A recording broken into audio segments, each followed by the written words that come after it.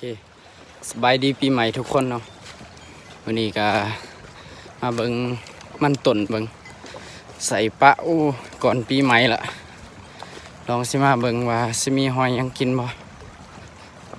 มื้อนี้4 โมงแล้วเนาะสิเฝ้าหนูเบิ่งเด้แรงพุ่นละเมื่อกี้ไปใส่มันต้นปะไว้แล้วก็จังมาเนาะมันน่าเดี๋ยวไปฮอดหางอ้อยแล้วสิถ่ายเบิ่งโอเคตอนนี้ก็มาฮอดแล้วเนาะว่าหอยกินนี่หมดเลยหัวนี่เกือบหมดจนสิเนาละเดี๋ยวหัวนี่มันหาก็มากินเมื่อกี้นี่เนาะหอยมันนี่ยังใหม่ๆเบิ่งหอยมันกิน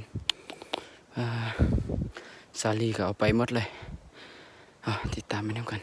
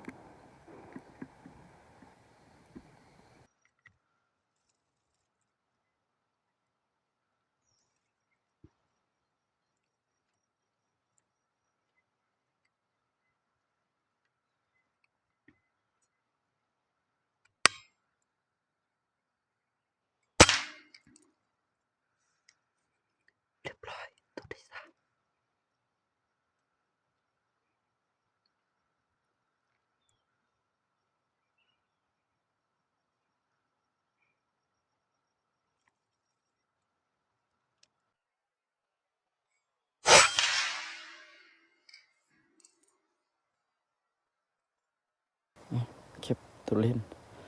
2 ตัวมีแท้ตัวเล่นมาตัวไหนยังไม่เห็นมา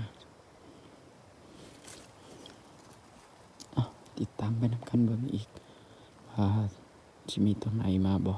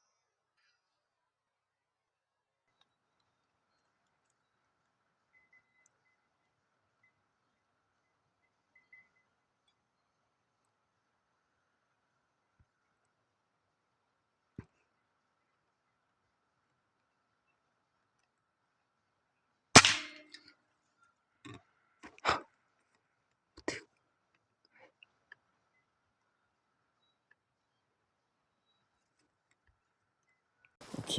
ตอนนี้ก็กำลังสิมืดแล้วเนาะ6 โมงแล้วตัวเล่นมาแต่4 ตัวเนาะมื้อนี้แต่ว่าตัวนึงมันมากินอยู่นี่ล่ะค่ะพอดีเฮายิงล่ะพอดีมันวายหัวออกนะแล้วก็มาถึกพาดตัวนึงอีกโอ้ยใส่นออีกตัวนึงตกมาบนนี้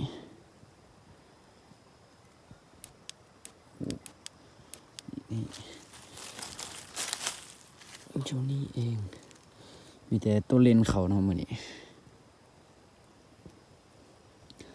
ติดตามตอนคืนนำกันเนาะว่าสิมีตัวนูเขาบ่สินั่งจักหน่อยแล้วก็ถ้าบ่มีหยังเขาก็จังสิกลับเนาะ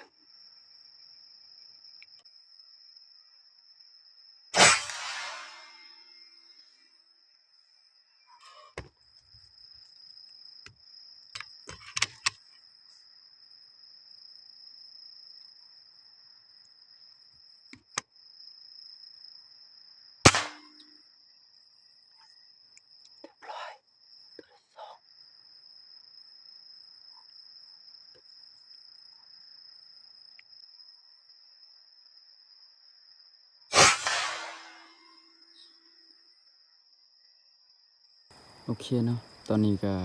8:30ละเรานั่งแต่7 โมงตอนวันค่ำเนาะมาแต่ตอน7:30นี่แหละมา2 ตัวเนาะแล้วก็บ่มาอีกเลยเอาตั้งไฟไว้แนวนี้เนาะมื้อนี้เดือนแจ้งนะมันน่าจะบ่ค่อยเข้าละเพราะว่าเดือนแจ้งเดี๋ยวสิไปเก็บตัวหนู2 ตัวแล้วก็สิกลับเมื่อแล้วเนาะสรุปผลงานมื้อนี้เนาะได้แต่ตัวเล่น3 ตัวแล้วก็ตัวหนูตัวนึงเขายิง2 ตัวเนาะแต่ว่าตัวหนึ่งศอกแนวได้ก็บ่เห็นศอกจนเมื่อยละเขายิงถึกบักคักๆเนาะอยู่คลิปก็ถึกบักดีๆตกบัดเดียวเลยแต่ว่าศอกบ่เห็นเนาะคลิปนี้ก็มีแต่ซ้ำนี้แหล้วเนาะเจอกันคลิปหน้า